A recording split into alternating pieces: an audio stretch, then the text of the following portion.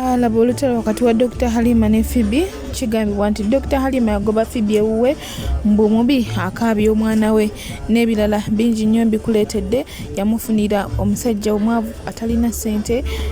Njogere kindeke ki binyuma obyerabiddeko kubanga ebigambo bingi nenga wansizo oti asibeta gwena omulungi ampuliriza Channel Media Kwali. Subscribe for more updates, like, share and comment. Wenda video kunyiga notification bell obenga notified brand tekayo video empya nsaba kunsonyola background noise nenga nyongera okubajigisa ntuzule omwagala gwe na wena alina okubuzaabuzi wali omwagalawo nga yebuzabuza atokyamutegeera munnange mutukwase tumuzuule gwe na wena ngolowooza oli bw'omukumbe omusajja akugattikadde oba omukyala nga muli bangi munnange tu inbox ng'enamba kweli ku screen yo ate tubeere nga tumukuzuulira ate nga n'ekirala tulina airport pickup, tulina services ennungi, tulina free wifi, tukukyusiza ne ssente gwe na wena abuzaabuzibwa nti ssente bazitema nnyo, banki zitema nnyo, Western Union ku airport batema nnyo ssente munnange twesige kozesa airport pickup yaffe tukukimeko tukukyusize ne ssente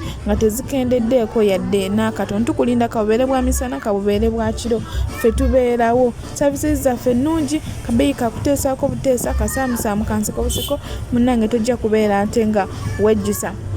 N'ekirala tukola delivery ne surprise ez'enjawulo ng'oyina ng'olina omuntu gwe wandyagadde okutuma nga tomulina olina ebintu oyagala okuweereza abazadde bo n'oba omuntu omulala yenna munnange twekwate tukutwalireyo ebintu tusanyuse abantu bo. Ate nga n'ekirala tukola money bouquet, flower bouquet, money towers ne fruit baskets n'ebirala bingi nnyo surprise ez'enjawulo gyonna gye wandyagadde okutuusaako omuntu gweyagala okusurprisinga ate nga akabeeyi kasaamusaamu munnange kakuteesaako buteesa. Pozi n'ekirala tusiba ebirabo by'oku mikolo nga nnika, okwanjula, okukyala, birthdays n'ebirala bingi nnyo munnange twesige tufune ku namba esimu gyolaba ku screen yo akabeeyi kasaamusaamu tojja kwejjusa katubeera ate nga tweyongerayo mu amawulire g'olunaku olwaliro. Mu kusookera ddala ngenda kubeera nga nkulagako Jojo Taylor ate tulyoke tweyongerayo ku lutalo lwa Pheobe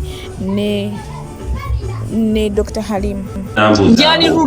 Njani rule mama tunakusobola okedde ku iPhone mama bazunga ba iPhone ekyo kyebakola kyalayisi buli omu akikwata ogenda bugezi wali mu dduuka ng'olina mu $10 pound 10 ogula iPhone. It's not a big deal. Zalina kati ebintu byentya kabaata nti omuntu avuga Rolls Royce ya emitwalo asatu agigaga pound emmotoka n'ogambe ye nnyumba namba nenye esimu obusimu kabata ze nina engatto za pound 10 ate bagenda gamba mbeeragirako nina engatto nina handbags eza ssente ezo.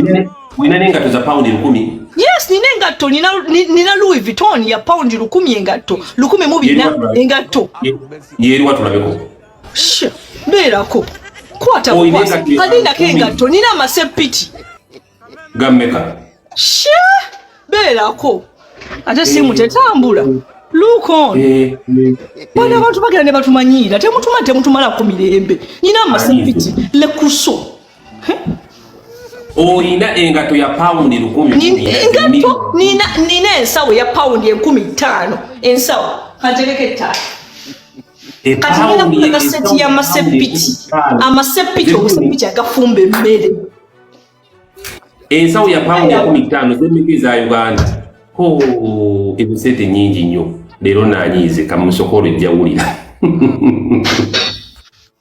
ageze kujja kana kasepiti kamu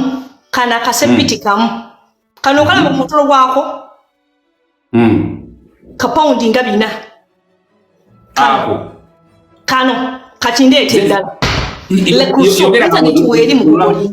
yogera buvunula mu Luganda bategeere bulungi esepiti kana kasepiti ka pound 4 kola bawano kali mu miliyoni nga $2 kola bakasepiti ka eno ndala eno size yako nzeyogera mu pound 5 ndete endala nenge efumba biki ni sepiti zange zakasamba ezo wino so bagifumbira mu nenziputa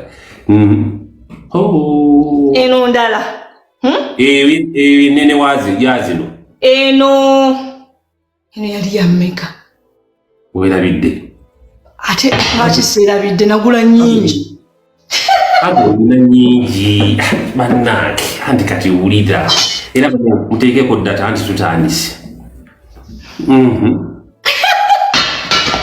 nkyakulaga masepiti gana masepiti gange gonna gamalako paundi 15 nzijukira toto gye nasasula mu dduuka ezo zo ne sepiti nnya zira sepiti nnya paundi 15 yo kati paundi eri mu 10,000 paundi kati bagenda gamba tino tweraga internet weeri internet yabwerere bulyo ntino katama ngena batama leero aba iPhone temututama masimu busimu temutukoya tukwatamu amasepiki tukwatamu engatto tukwatamu biki temututama kati ncha kuongerayo kati kanyambuke mu kisenge kiki what am I being sensitive to agenze mu kisenge agenda tulaga ensa kati kabata sinaba kutama bulungi entebe eno sofa set mutwalo gwa pound natuzi designer bamwita natuzi okuli entebe za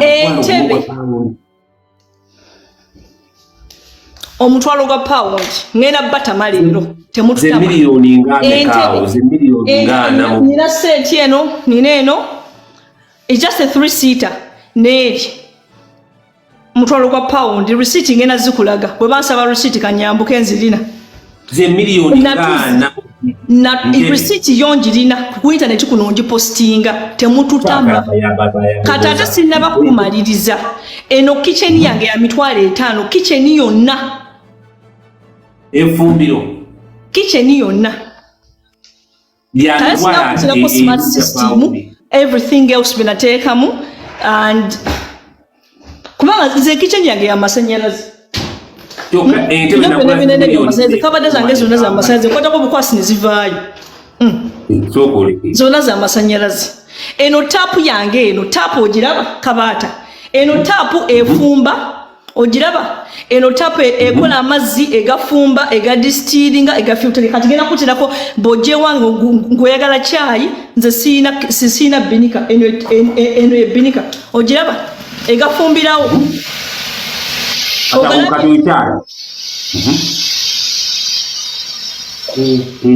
abokusala maludi muve kweno eno tapu egafumbirawo kati nongamba je mbambi jojo mpaako kachayi nga nkuterako kachayi kugamba chinkula bwe tututu ngegafumbirawo hot sokole ngomba chayi wa tapu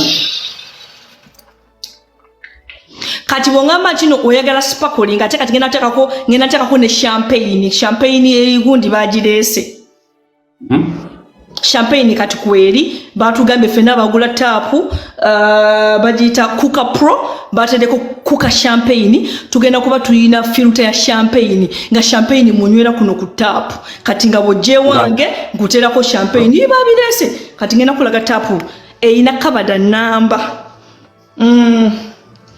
aba iPhone musibike owo mutima omunafu vaako ng'obudde bukya owo mutima omunafu kati gendi kalaba eno kabada ogiraba eno kabada yonna ya tap eno ya filter eno sparkling emazzi gana galimu bubbles eno yefumba amazzi eno kabada yonna tap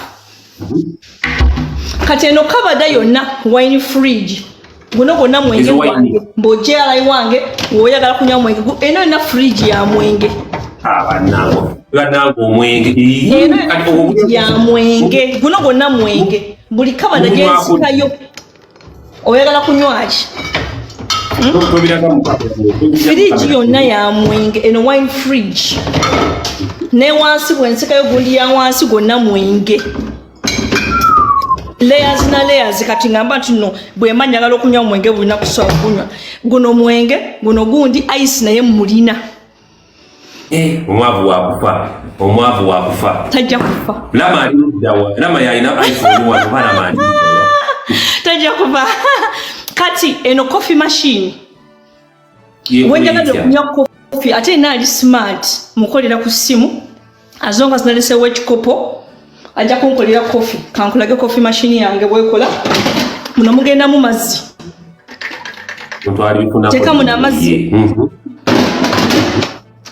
coffee beans ekola fresh beans ziri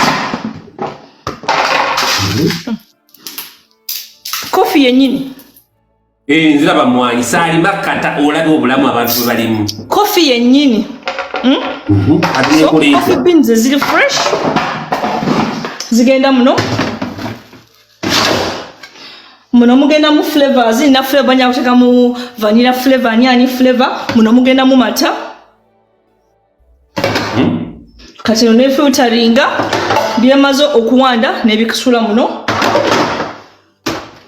nezigalawo I do the settings kati nsalawo coffee kigwe njagala okunywa pananga omutima omunafu vaako katuyingidde mu sappe nyambali n'enkofiira tuyingidde mu sappe omutima omunafu vaako ngenda balaga Jijoke Taylor abantu ba iPhone be bamunyiziza n'asalawo ajjeyo ebintu bye eby'obugagga byonna okubalagako nti iPhone si kyamaanyi nti kasimu busimu abantu bakalabanga ekya bulijjo banange batimu iPhone yasazeewo abachallenging n'abatwala abalaga eby'obugagga byonna ate nkatandika butandisi katweyongereyo atobere nga weerabirako otekendoza mu comment section okukkiriziganya nakyo oba nedda bituufu oba nedda yamasepiti and all these kabada zona ezidako eno fridge eli freezer all these are ovens so eno fridge the whole thing is a fridge no enough fridge side original na fridge no enough fridge kati eno freezer freezer omuli ebiri frozen eno freezer yona okuva waggulu paka wansi freezer. And this is the ice compartment. Umanya kulya kati wamanya kama jojo mpako ice ekola ice wayo. And this everything the thing about this freezer is it's a new technology where tekwata ice kati bitu nabyenzijayo tebigenda kubako ice kati nabiri frozen tebiriko ice. Umanya wala osujja ebitu mu freezer nga biriko ice byo tebako ice ono muogo wange ono muogo zino chapati zange paratha netebako ice freezer from top to bottom eno ina freezer okay so the same side this is a mirror image muno mulimu mirawo eno kabada yange ya mirawo emirawo jange jonna njisula muno nine emirawo mingi jitakana kabada yajo Wow, so eno wansi ninayo all this eno na wansi zino zina kabada nkwekayo bintu emirawo giringa mirawo 10 mama gifumba biki nze nina emirawo mingi kabata njagala nnyo emirawo it's my thing njagala emirawo eno rolling pin gino mirawo buli kyenkwatako kifumba njagala nnyo ebintu by'okufumba bakubidde mu kamera bajja tujja wanji nojo namira wejabu bajja tujjako Niebe bibye mu kamera bajja tujja ku TikTok ejja bana akola ki kale kanzigalewo so eno side in a pantry but it's a bit messy because nkase nalikulaze ku washing machine erimu sabuni wayo Chiteka mu sabuni abantu bagala kulaba ku nsawo nanga to bafa bakadaba ensawo nenga twambuke why not bafa bagala ku nsawo otulage ensawo nenga twambuke yayo abantu bazikire ku live sawo nenga twambuke ngena kwambuka anti kati mwami tela jali so that's my living room so kabata necho ekipachi nyagala okulaga nyakulaga voice cause the gunjos chali ku voice command the blinds kati wala blinds ango ziraba zo zichali wansi zozo na voice command mwami tela steka yazileka ko zina timer zina voice command zina manual override iziti This is blind ye curtain katingeyo izozo na curtain ezo curtain is no curtain ungati ziri mu mavunya ngeza umeza ngezi it's different but it's blinds so these are electric blinds they are smart so amasanyaze ogaba gagenze wali obu switch wali wagula obulengera zikola zitia ze go linako house tailor blinds up Dinako, is it house tailor or tailor house? So mind ebigambo olina okuba careful engeri gy'obyogeramu. Is it tailor house blinds up? Tailor house blinds up? Is it house tailor? Tailor house. Nedda ekigambo nkirabira nze zirina tayima zambuka ku ssaawa 2:00 ne zikkirira ku 1:00. So zirina tayima kati nze tinakuwa house tailor oba tailor ari zino okwambuka zirwampaka kati senga zibadde Uganda senga nazikuddane kansokenjuka I think oba tailor house blinds up. Tinda kolweza ambuka mpulira sound zino ezino zezambuka kati zino baziyitaanizo anti kati nesejjukira mwami Teera yabikyusa dde ebintu byemmanyi kazizo zambuse kati ozigambe bugambi ne kati nezambuka anti ebigambo sikyabijjukira ziri ku tayima zina tayima yazo zambukira ku tayima kati nezano tezambuse tezano ziryani so ziri mannaye Katonda ajja kunsaasira busaasizi.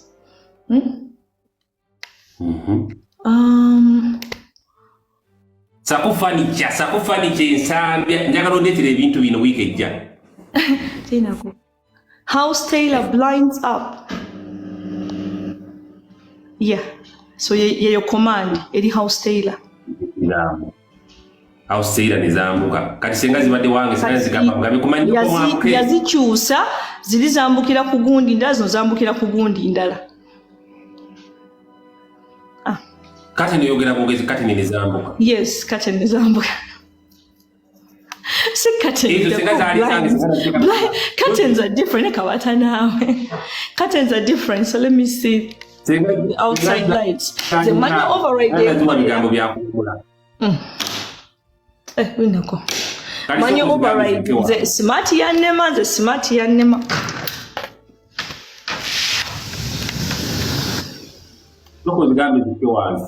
Yeah? Kati eyo gundi oyo furniture tumutulako musama waliwo fountain. Those are the blind things.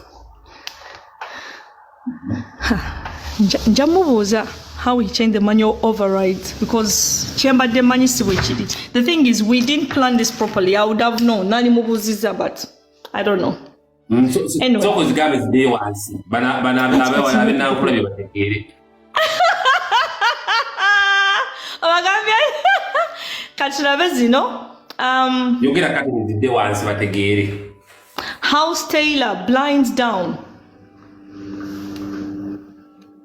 Izika ayogera bongezi kati ne zikka wansi.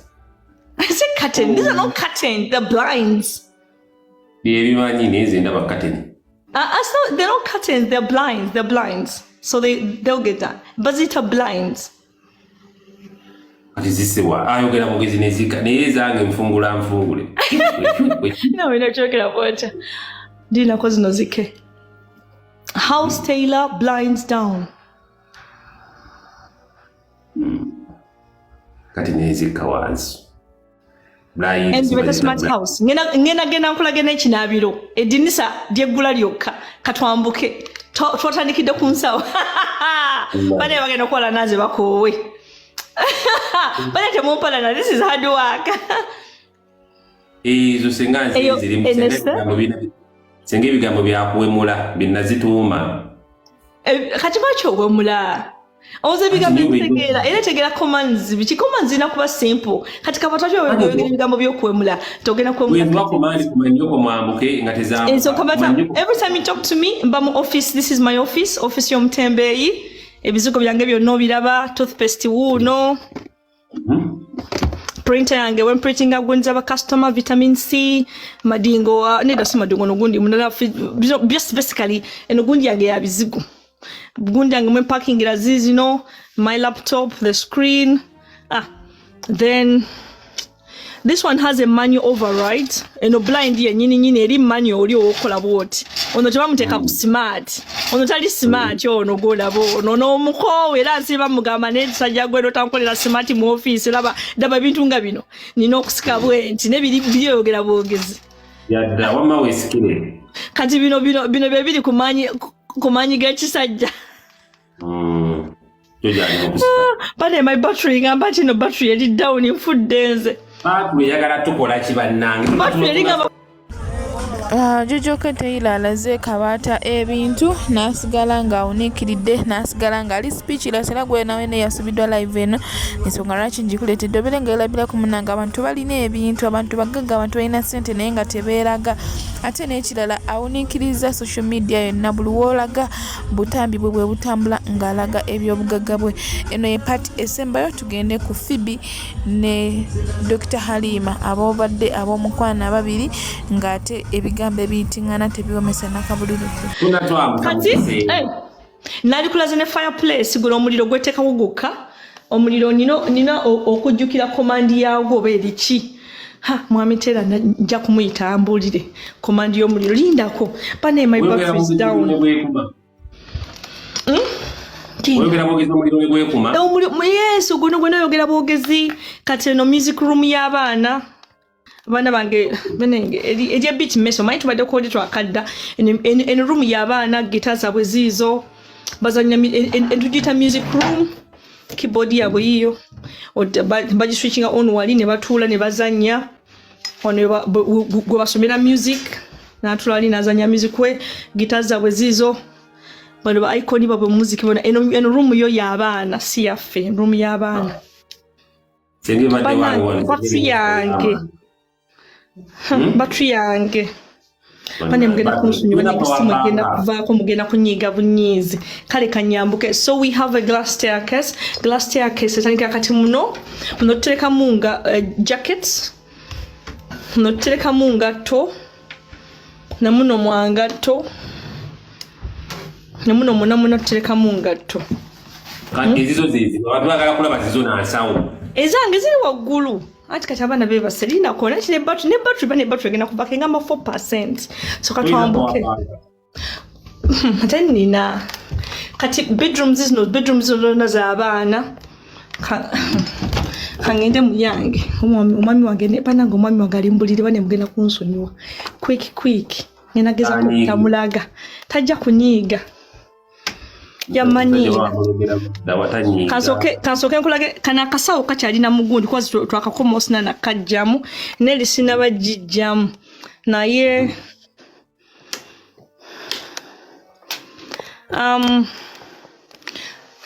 hene ntandikirewa mungambye mbalage engatto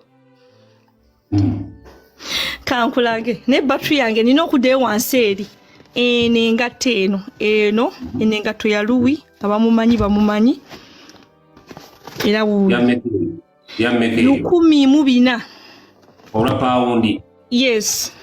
Ono bamuyita Alexander McQueen ono wa 8 ola paundi.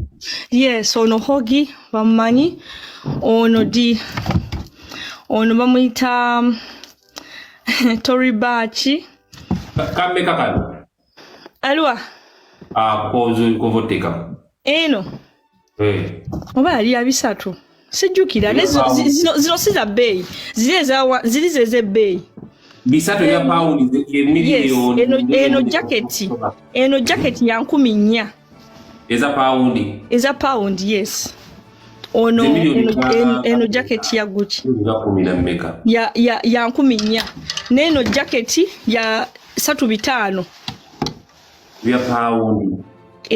Yes, ya paundi.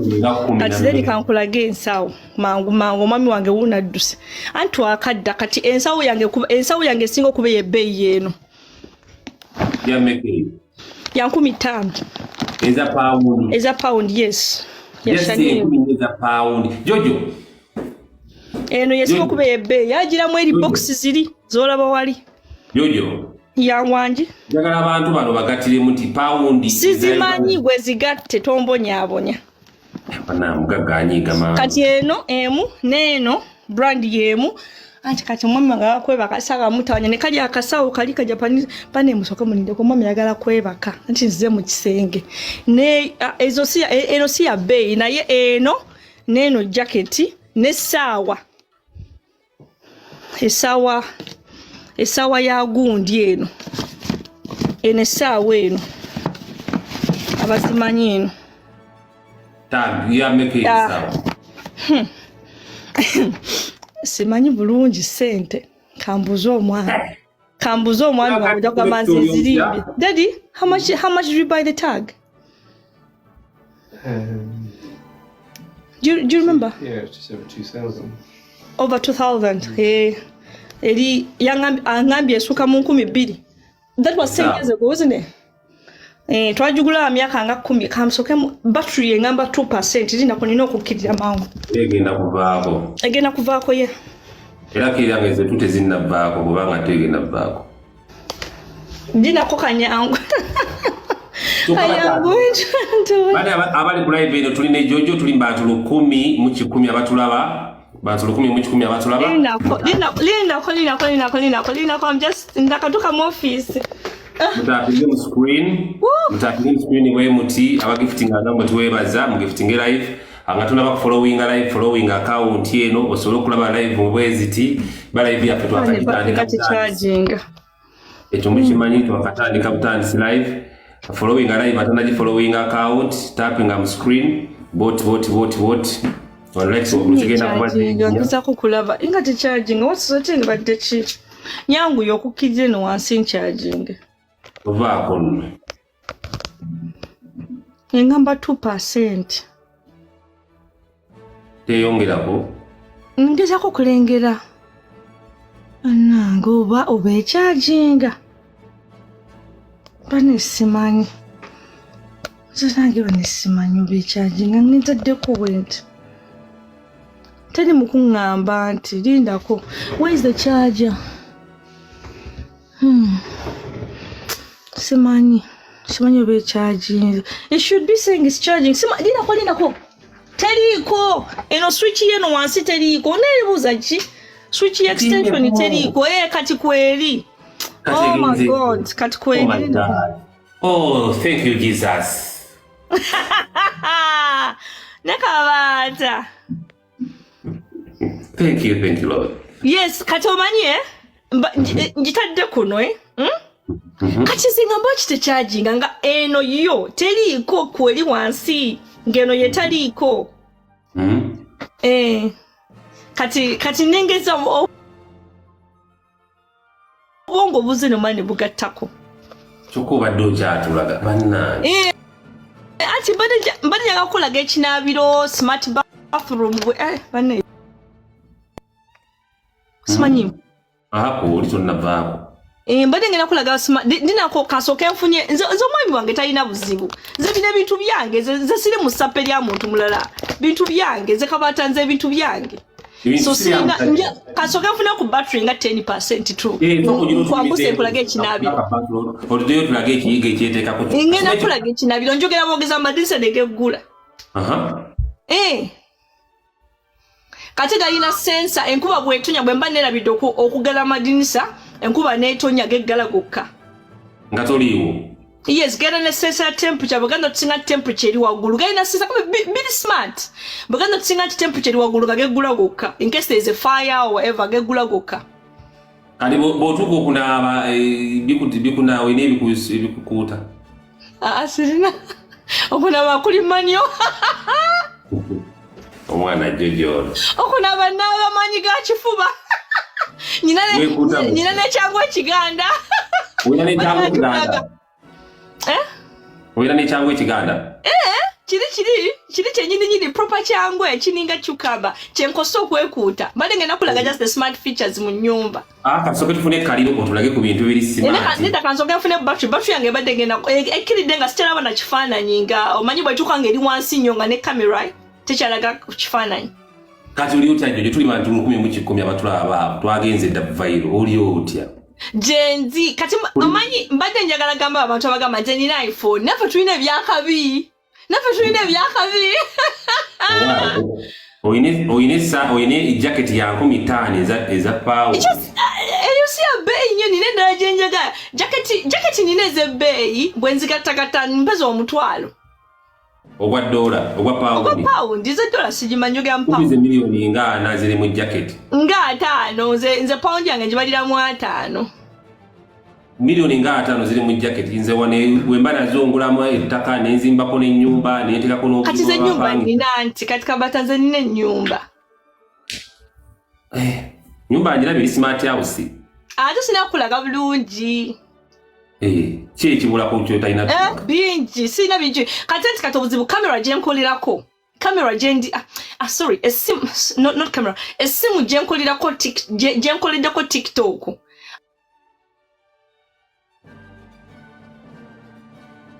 Ate ko kuli app y'ennyumba. Anabwekityo Jojoke bw'atyo bwakoze yajja Uganda abantu ne batandika okwogera nti keeraga biki keekoza oluvannyuma lw'okumala ebbanga paavu nga tadda Uganda.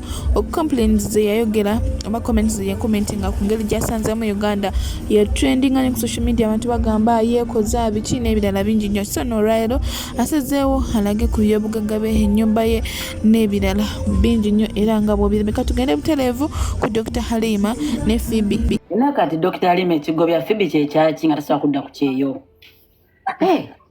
Balwanira mataka buli omu kubeera ambasada wa. Wano wakuba naziwa shamene tusirika.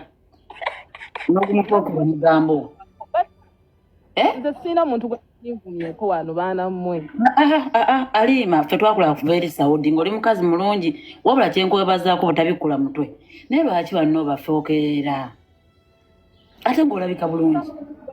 Muvuma nti agafa abali mikolo gya naziwa Shamim. Mama. Bwe nkubulya ekiri mu kabokisi balutuwa. Dr Halimah mwamma omwana aba akaaba buli Pheobe wajja ewaka. Ngo Pheobe mubi bwagambye. Saze si gwe nabadde ngamba mubisaze. Omwana wo munene yamanyi ogamba bino wajja ewaka omwana akaaba.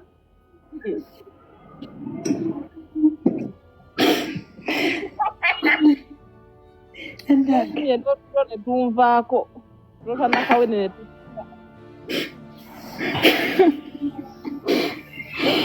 Ekibebi kyo tekyagala mbalabe.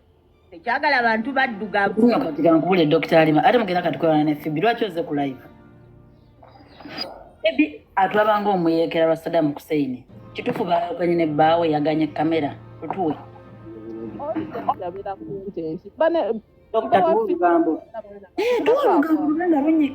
Lunyikize. Bali bonna baana bato. Eyebeera konti babeera mu content waabwe. Awo kasitoga nti baana bato kituufu deno kirabye. Wakitegedde? Kituufu etegeeza kati. Bituufu. Dr Halimah wakwatagana ne pastor wa Pheobe. Nemufunira Pheobe omusajja yali shamba boy mu church nga asuna nanga. Ngobi kade takategedde oyanguye. Kamudiremu. Nga asuna nanga nyeyiba. Nyanyanguye. Omusajja mwamulabira bulabizi bamunjageza mwagalize samwagala emabega kabaawo maso muserebende. Awo akategedde. Omuntu wasuna nanga mu kanisa kibi. Omusajja agamba nze benda mu inbox nti omusajja teyali mwetegefu mufumbo era omusajja waneeno tewali. Ate Pheobe ali kubuto kyokka nga tebanna bamuteekako kaweta. Pheobe yasaamu ssente. Balidde ebintu. Pheobe si yasaamu. Omusajja yasaamu ssente si Pheobe yasaamu ssente. Omusajja akola mulimu kyatunda masuuti ene wajja ebbitu. Omusajja emirimu gy'omusajja gy'akola mugende mu inbox ye mu mubuuze. Omusajja atunda gaalubindi. Naye ayino ali magangubulyeko amazima gajja kuvayo ogambe nti Lugambo Nation babyogera. Osega gwe byogere kati nga tebanabyogera. Wamadde no. Omusajja wa Pheobe nze nno mulabanga namwe mulaba kubanga nti obuko okunkwata okiwulira. omusajja wa Phoebe essaawa zino Halima abantu bagamba nti gwalemeseza obufumbo bw'abaana abo kati abulemeseza mu ngeri ki siri mu bufumbo musajja oba Halima gwe wakwata n'osasula proposal ne mukola proposal osimaye bino ebyoko gye mwali n'ogula akaweta n'ogula ka keeki era mwaliko abantu basatu gwe Phoebe n'omusajja lwaki tekwaliko Tina lwaki tekwaliko info trust tell us twayitika practica Phoebe okiwulira temutuuka kulitambo bwe mba nasasula propose eyo nali njagala era nga nsanyukiddeko munnange sente si bwe buzibu ffe gye tuli sirika announcement lwaki Phoebe twamufunira musajja alinga owuwo alina washing machine lwaki mufunira buno muli wankwe leero kankufuna oli muli wankwe wagamba olina ebisajja bikulu alina ekirevu ekinene wabali nnyo lwaki mufunira wabigere nga gwolina ow'emmotoka lwaki bama Halima nkulinako nnyo ebigambo bingi lwaki